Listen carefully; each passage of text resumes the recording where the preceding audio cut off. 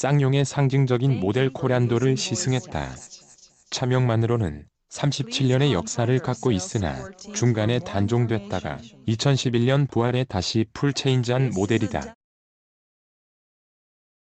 프레임 온보디 타입의 정통 오프로드에서 이제는 크로스오버 모델로 바뀌어 있다. 경쟁이 치열한 서브 컴팩트 모델 속에서 존재감을 확보하기 위해 이번에 선택한 것은 디지털화의 강화다. 쌍용 코란도 1.6 디젤의 시승 느낌을 적는다. 글체 영석 글로벌 오토 뉴스 국장 무쏘, 카이런, 액티언, 체어맨. 쌍용이 변화를 시도하면서 만들어냈던 차명들이다. 그 과정에서 다양한 시도를 했다. 무쏘와 카이런, 액티언 모두 스타일링 디자인에서 많은 말들이 있었다. 스타일링 디자인은 밸런스가 잡혀있다면 호불호로 인한 선택의 문제라고 할 수 있다. 그런 점에서 앞에 언급한 모델들은 그런 밸런스보다는 디테일에서 다양한 시도를 했다.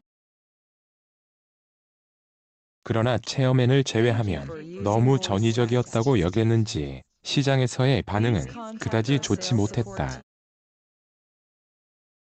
카이런의 리어 컨비네이션 램프 형상은 지금도 눈에 선할 정도로 튀는 디자인이었다. 특히 액티언은 쿠페 라이크한 루프라인으로 당시로서는 파격적이었다. 그에 대한 국내 소비자들의 반응은 좋지 않았다. 하지만 거의 비슷한 시기에 등장한 BMW X6는 스포츠성을 강조하면서 시장을 확대하는 데 일조했다. 이제는 메르세데스 벤츠는 물론이고 포르쉐 카이엔까지 쿠페형 모델을 선보이고 있다. 브랜드 파워로 디자인의 혁신성에 대한 수용 여부가 달라진 전형적인 예라고 할 수 있다. 어쨌거나 그런 우여곡절을 겪은 쌍용의 라인업은 이제는 G4 렉스턴과 코란도, 티볼리로 정리됐다. 각 모델의 파생 버전을 통해 라인업의 한계를 극복하려 하고 있다. 규모의 경제가 중요한 자동차 산업에서 쌍용 정도의 업체가 다양한 모델을 라인업하기는 어렵다. 랜드로버처럼 프리미엄 입지가 확고하다면 고가의 정책을 사용하며 다양한 모델을 꾸릴 수가 있다. 그런 점에서 쌍용 자동차는 각 모델이 효자 역할을 해야 한다. 티볼리는 그런 역할을 충실히 수행했다. 르노 삼성의 QM3와 함께 소형 크로스오버 시장을 개척하며 톡톡히 재미를 봤다. 이후 등장한 G4 렉스턴도 나름대로 선전하고 있다. 문제는 코란도다. 쌍용차라고 하면 가장 먼저 떠올리는 모델이 코란도다. 그 코란도가 부활하면서 선택한 것은 독창성보다는 보편 타당한 차 만들기였다. 시대의 흐름을 따른다는 것이다. 그것은 코란도만이 아니다. 랜드로버 디스커버리도 지프 체로키도 세계화의 흐름 속에 연성화됐다. 메르세데스 벤츠 GLK도 독창적인 스타일링을 버리고 보편 타당함을 택했다. 이런 상황에서 존재감을 확보할 수 있는 것은 브랜드 파워다. 쌍용이라고 하는 브랜드는 SUV 전문 메이커라는 이미지는 갖고 있으나 랜드로버나 지프에 비하면 존재감이 약하다. 그것을 키우는 것이 모델이다. 쌍용이라는 브랜드를 표현할 수 있는 이미지의 리더가 있어야 한다. 에서 37년의 역사가 있는 코란도는 좋은 무기이다. 이 시대 사용자가 원하는 것이 무엇인지를 잘 읽고 코란도를 통해 대응해야 한다. 이제는 오프로드 성능만으로는 버틸 수 없다. 이미 디지털화가 대세인 세상이다. 그런 점에서 신형 코란도가 디지털화를 강화한 것은 평가할 만하다. 다만 시장과 어떻게 소통하느냐가 앞으로의 과제다. 익스테어리아 코란도는 부활할 때만큼이나 전혀 다른 언어의 스타일링 디자인으로 바뀌었다. 선대 모델에 비해 선이 더 많이 사용되는 등 디테일로 성격을 표현하는 타입이다. 전체적인 분위기는 티볼리와 렉스턴을 조합한 듯하다. 비율은 로 와이드를 표방하고 있지만 SUV의 특성상 전고가 높다. 차체 크기는 티볼리 에어와 비슷한 크기라는 점에서 코란도의 차별화는 상당히 고민스러웠을 것으로 보인다. 앞 얼굴에서는 두 개의 범퍼를 중심으로 위쪽에 헤드램프가 높은 위치에 자리한 것이 보인다. 이는 라디에이터 그릴 좌우에 수직형으로 세워진 주간 주행 등과 함께 색다른 분위기를 만들고 있다. 이 점이 티볼리 시리즈와 차별화 포인트다. 선이 많이 사용됐지만 안정적인 점이 특이하다.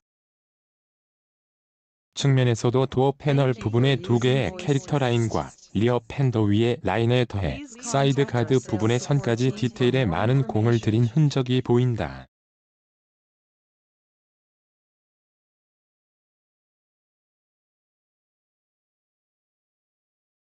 휠하우스의 형상과 C필러의 각진 처리 등도 티볼리를 통해 검증받은 것이다.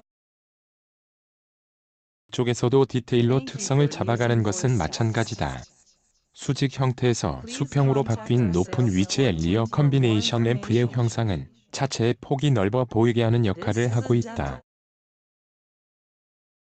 램프 아래쪽을 크롬 라인으로 연결한 것이 독특하다. 아래쪽 범퍼 부분에도 별도의 오너먼트와 선을 삽입하고 있다. 앞 얼굴과 마찬가지로 선을 많이 사용했지만 어지러워 보이지 않는 점이 눈길을 끈다.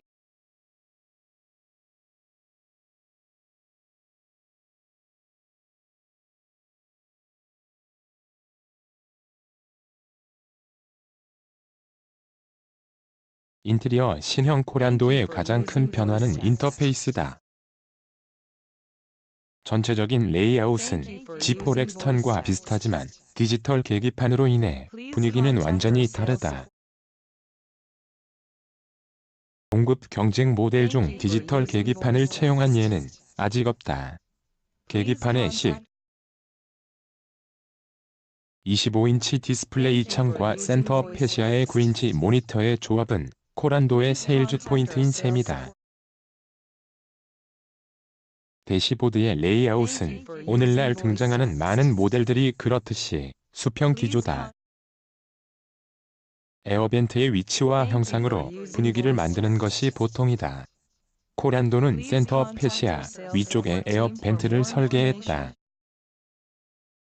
그 선을 좌우로 연장해 넓이감을 살리고 있다. 그 아래쪽의 모니터는 태블릿 PC의 감각으로 활용할 수 있을 정도로 다양한 정보를 표시해준다. 분할 화면도 가능하다. 3스포크 스티어링 휠 디자인은 특별한 것은 없지만 그 뒤쪽의 패들 시프트가 눈길을 끈다. 쌍용 라인업에 처음 채용되는 것이다. 오늘날 패들 시프트는 처음 등장했을 때만큼 특별한 장비는 아니지만 고급성을 위한 장비라는 점은 아직 유효하다. 그 안으로 보이는 계기판은 다양한 화면으로 바꿀 수 있다. 고개와 엔진 회전계만 나오게 할 수도 있고 내비게이션 화면도 표시할 수 있다.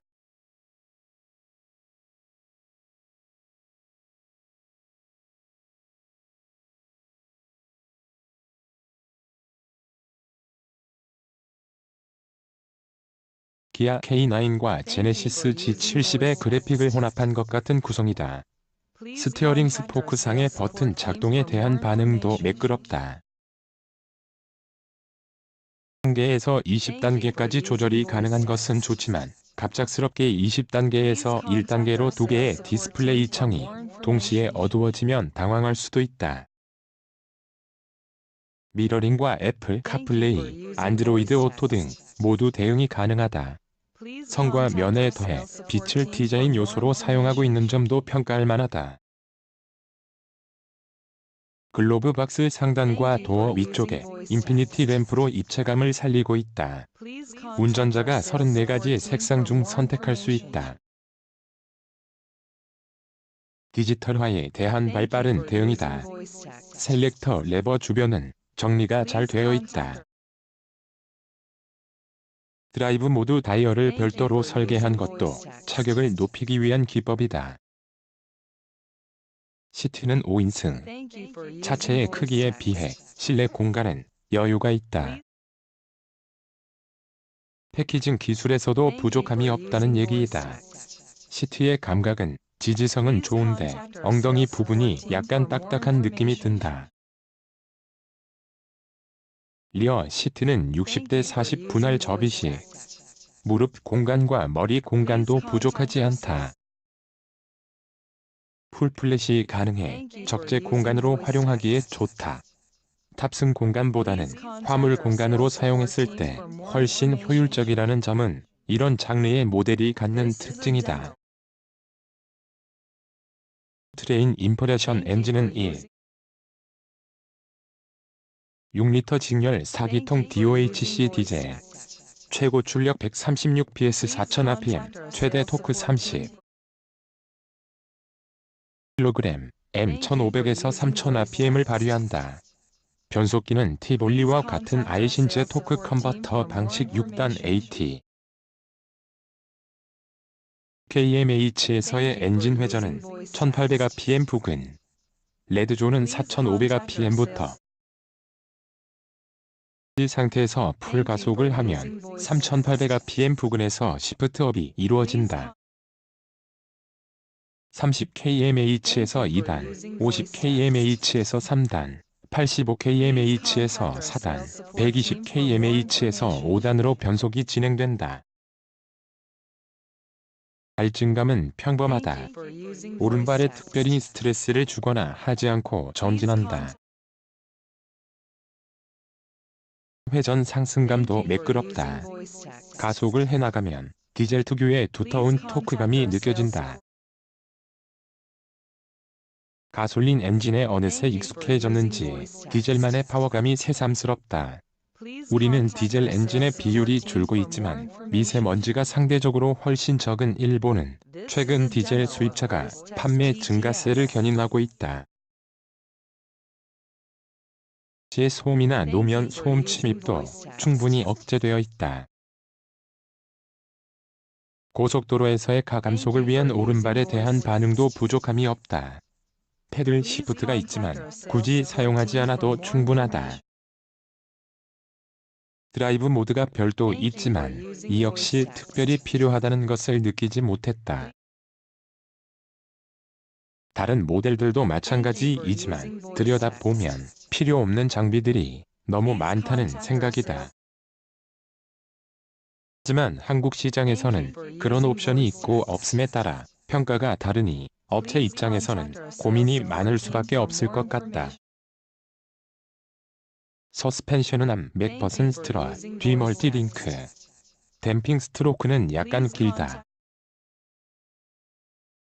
노면의 요철은 상당 부분 흡수하는 타입이다. 그만큼 승차감은 부드럽게 느껴진다.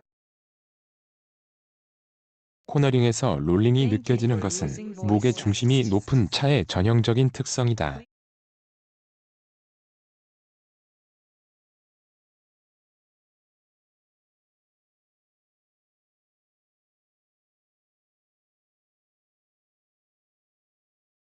물론 항상 하는 얘기지만 시승을 하다 보니 조금은 예민하게 느껴지는 것일 수도 있다. 록투록 2.7회전의 스티어링 휠을 중심으로 한 핸들링 특성은 약언더. 스티어링 휠의 응답성도 좋다. 당연히 날카로운 쪽은 아니지만 패밀리카로서 부족함이 없는 반응이다. 과 와인딩에서 과격하게 공격하지 않는다면 무리 없이 전진한다. 다루기 쉬운 앞바퀴 굴림 방식 차의 거동에 익숙한 운전자라면 부담 없이 다룰 수 있다. 디지털 계기판 못지않게 주목을 끄는 것은 ACC와 차선 이탈 방지를 채용한 것이다. 현대기아는 규모의 경제를 충족하기 때문에 코나에까지 채용되고 있지만 쌍용의 입장에서는 만만치 않은 장비이다. 그만큼 쌍용이 코란도에 많은 공을 들였다는 것을 말해주는 대목이다. ACC를 작동시키고 스티어링 휠에서 손을 떼면 약 10초 후에 경고 메시지가 뜨고 다시 5초 후에 경고음이 울린다. 또 손을 잡지 않으면 5초 후에 기능이 해제된다. 손을 잡으면 다시 활성화된다. 비교적 차로 중앙을 유지하며 달리는 타입이라는 것도 의외다. 물론 그보다는 이런 장비는 아직은 안전 장비로 인식해야 한다. 속도가 올라가면 코너링에서 당연히 물리적인 힘에 의해 차로를 이탈한다. 자율주행 기능이 레벨 4 단계로 가면 해결이 되겠지만 그것은 어디까지나 예측 주행에 의해 속도를 늦추어서 해결하는 방법이 될 것이다. ACC를 작동시키면 순간적으로 전방 주의를 하지 못했을 때 도움이 된다. 실제로 기자도 그런 예가 적지 않다.